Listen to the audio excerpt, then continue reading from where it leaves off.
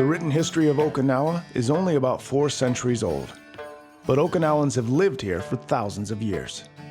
The story of their culture was passed down through ancient traditional songs. At the heart of those songs is a 3-stringed instrument called the sanshin. It was originally made with wood from the local ebony tree and covered in snakeskin. A local group called Okinawa Americana has found a way to fuse traditional Okinawan music with American blues and roots music to create a sound that is completely unique.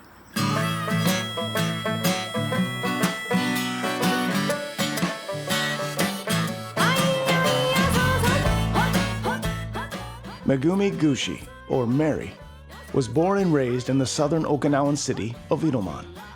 Her grandmother played the sanshin. She teach me how to play, but I don't know note, score.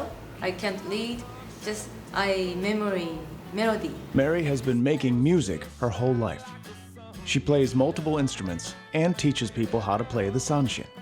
She became an expert at teaching when she learned how to inspire kindergarten children to play the instrument. I just make sound fun and singing fun and just a little bit Okinawa traditional. I learning how to get people's attention. She learned how to recognize the moment kids understand the power and beauty of music. Kids feeling something. Oh, cool. So I always teach this moment.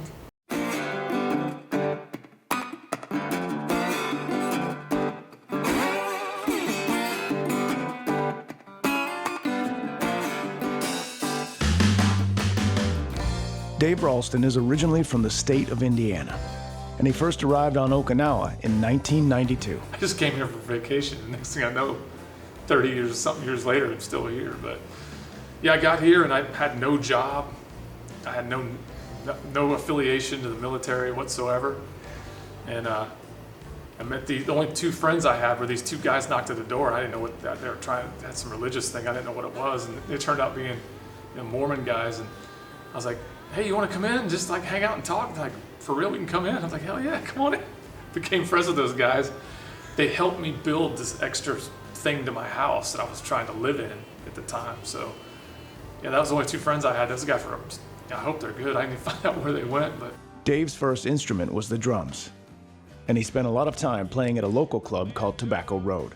So I went there and was doing session stuff, just trying to play with whoever I could. And at that time, all these dudes would come in from, you had Marines coming in, you had Air Force guys coming in, and you had these merchant Marine guys that would come in. They played this different music, so I kind of was just always watching them playing guitar as I was back there trying to play drums.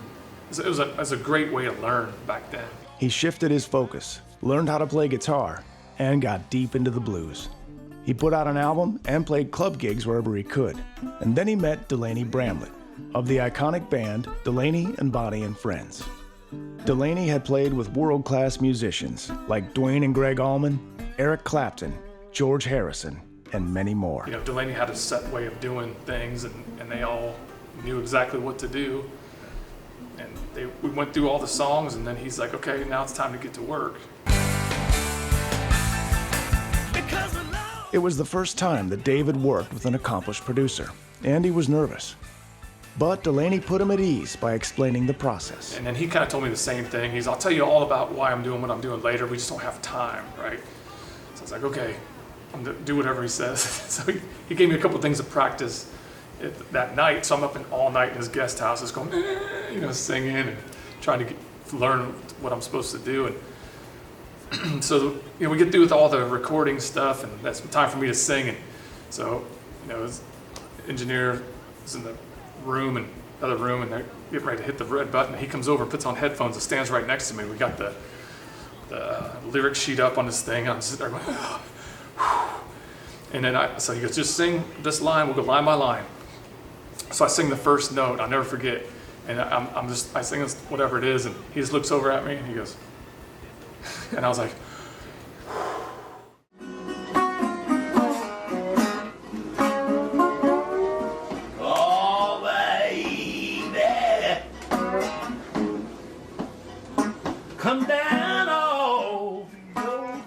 Delaney had experienced many ups and downs as a famous musician, and he passed on some of that wisdom to Dave. He's like, hey, I know how you are. I'm glad you don't drink, and just make sure that if people are giving you stuff, make sure you know what it is, because you're going to be like me, because I know how you are. Once you start, you probably can't stop. And so he was really careful, like telling me don't get involved in that, and really kind of leading me through with a lot of good life lessons on with music business and just with everything. Dave continues to pass on those lessons. For 30 years, he's worked as a substance abuse counselor for the United States Marine Corps. About 5 years ago, Dave and Mary were asked to meet with incarcerated Marines and sailors. At that time, there's a lot of guys that were in the brig that were interested in music. And so they said, hey, can you come talk to them about the music business?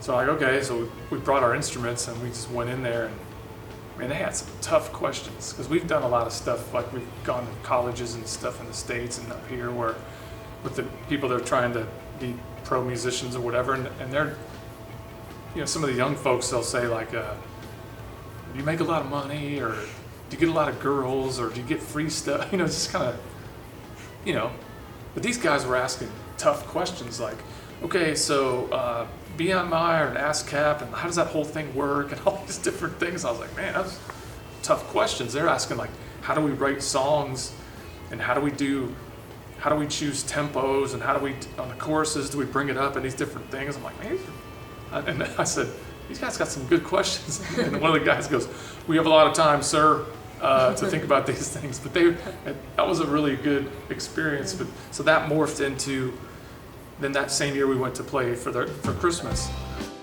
They continue to play shows at the Brig every Christmas. Around 2015, Dave and Mary were recording an album in Nashville, Tennessee, and they had an opportunity to play at a shop where the hit TV show American Pickers was filmed. It's the antique shop, and back then they would have bands come in, and somehow we got lucky enough to play there. They were just bussing these people, like tourists would come in and they want to go to American Pickers, and so these people just, hundreds of people just kind of walk around shopping as we're playing, and people are just looking at us like, she's wearing this, and I'm playing, and they're just like, what is that? And it was cool. And a bunch of my friends, these old Marine friends and Air Force people were there, and then I saw this old guy that was standing in a corner, and he's really old, and he's kind of like, there's people like kind of blocking off where we were playing, and he sitting this side. Yeah, but he pushed his way through, and his family's like, no. And Mary's like, it's okay. And he came and sat down right on the side of where we were playing, and he says, he's just looking. I saw him. He's like pouncing his cane up and down. He had a hat that said World War II veteran. And then when she finished the song, he walks up right up to her, and it was the whole place was dead silence. Like no one knew what to do or like what's happening. He just comes up, grabs her on the thing, and says, I was in Okinawa in 1945. And it was so terrible when I was there, but I'm happy to watch you guys. And man, everybody was just like, all my military friends, like, no one knew what to do, and it was just dead silence. And then he started singing a Japanese song. What was the song? I don't know that song, but I understand he is singing in Japanese. So, but not Okinawan song. He's singing the Japanese song. So, wow. So, I was not good in English speaker, but I just got meaning. He said 1945, Okinawa. The two words I just understand. He says so. I mean, the customers are crying and she's crying. I'm trying not to get choked up, and so he just and we just had to take a break, and his family came up and they're just like, he's never talked about Okinawa ever. Like, and his daughter or whoever it was like my parents' age. They were older, and his grandkids and everybody was there, and then the guy that our old friend Rich Mahan, who kind of set this up, he was producing an album for us. He just walked up to us like right then. He's like, dude, that was awesome. He goes, you guys got to change your name to Okinawa Americana, because back then it was just like David and Mary, And that's how how it all happened. And I wish we could find that guy, but as fast as he was there, he was gone. Mary explains that music has the ability to communicate across all languages and cultures. Nobody can see, but they can feel. Musical collaboration between Dave and Mary is seamless and intuitive. Because I played with people before, and it was just like, okay, I would have to come up with what they were going to do or come up with their parts, and we would try to figure it out. With her, she'll call me or say, hey, let's try this. And that was really the first rehearsal. We came up with Ahabushi. You know, I started playing this old Sun House lick, and then she's like started playing this old, you know, Ahabushi song, which was everybody learns the first song on the Sanshin. She's like, let's put those together.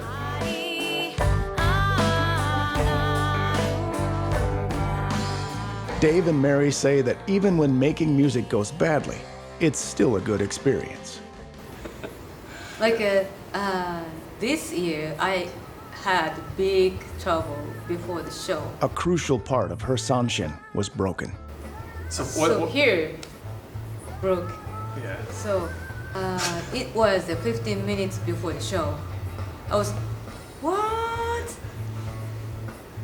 Then usually I bring 2 sanshin because big show, but this time I don't know why, I just bring 1 sanshin. So my, what should I do? What should I do? Oh, so I don't know any of this, right? She's on the other side.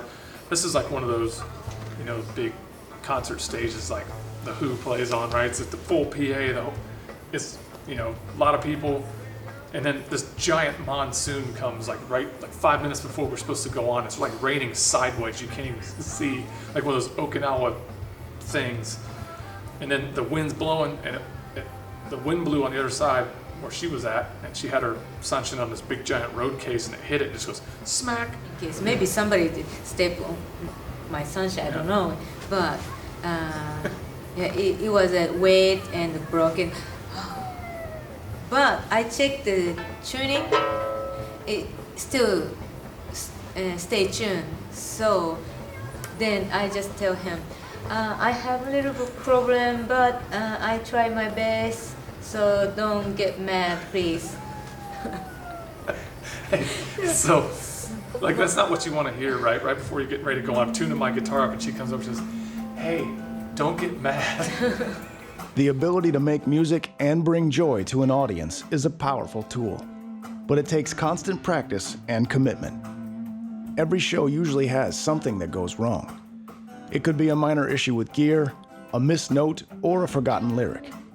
Every working musician must find a way to get through it.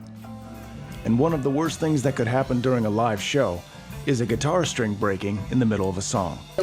One time he broken strings on stage. We already start, but oh shit, that sounds bad. So he's one string like this. Oh, what should I do? Maybe you stop, or let's keep till the end. So he just trying to play the stomp like this and picks strings to fix. Still, I'm playing. He come back. That was horrible. That was at the Itaman Festival a few years ago. And I mean, it's okay if you break a, you know, E string or something like that. You kind of get away with it. When you break a D string, and I'm just like, and then everything's out of tune. I was trying to figure out, I'm like, forget it. I said, just she kept playing, and we got through it.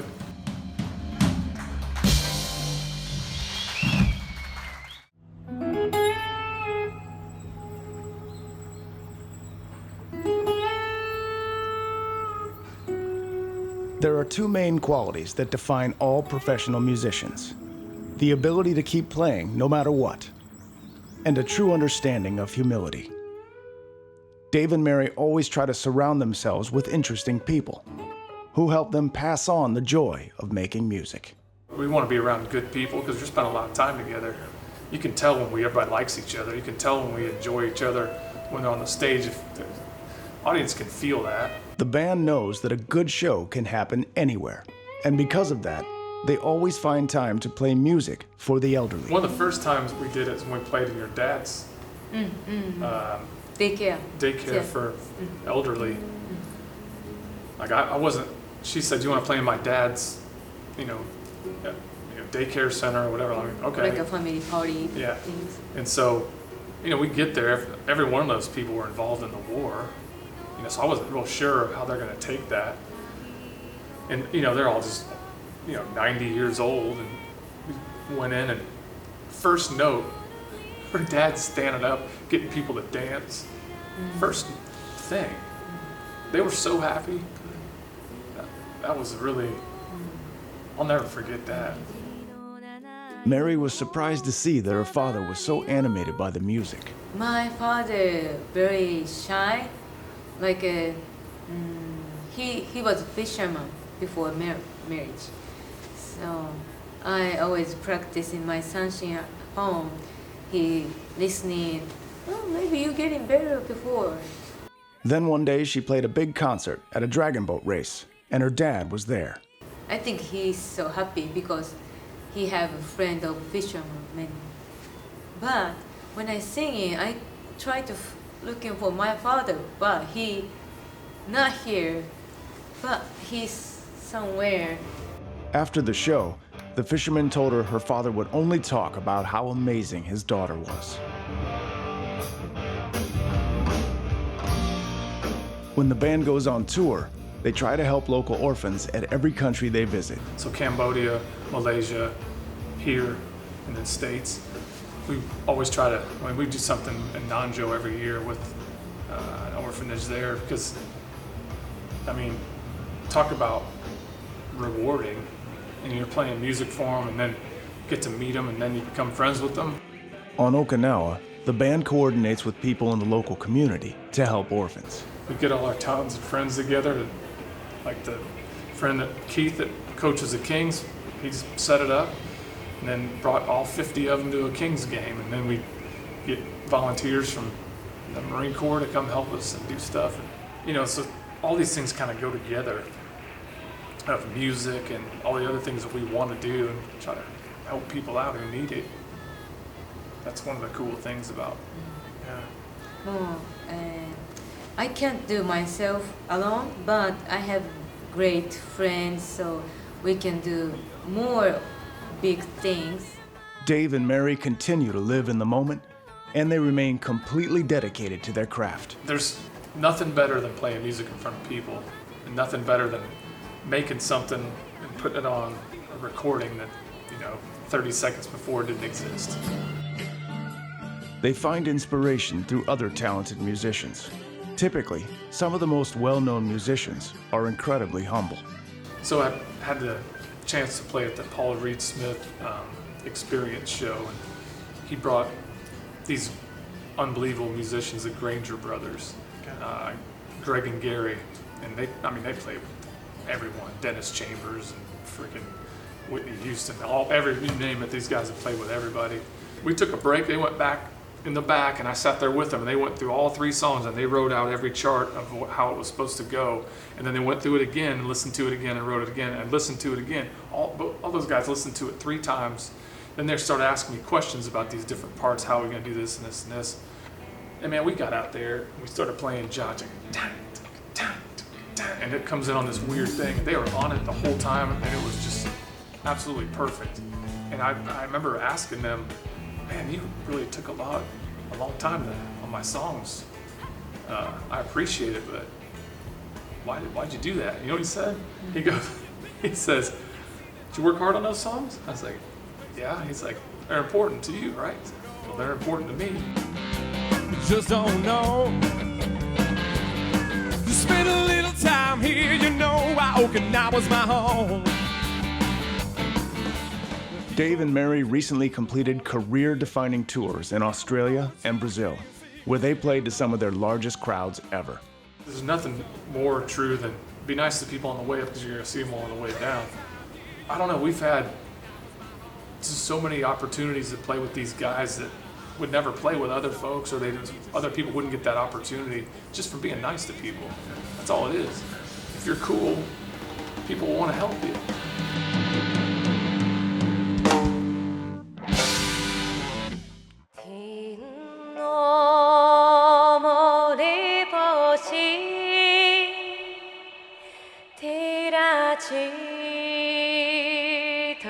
残り人の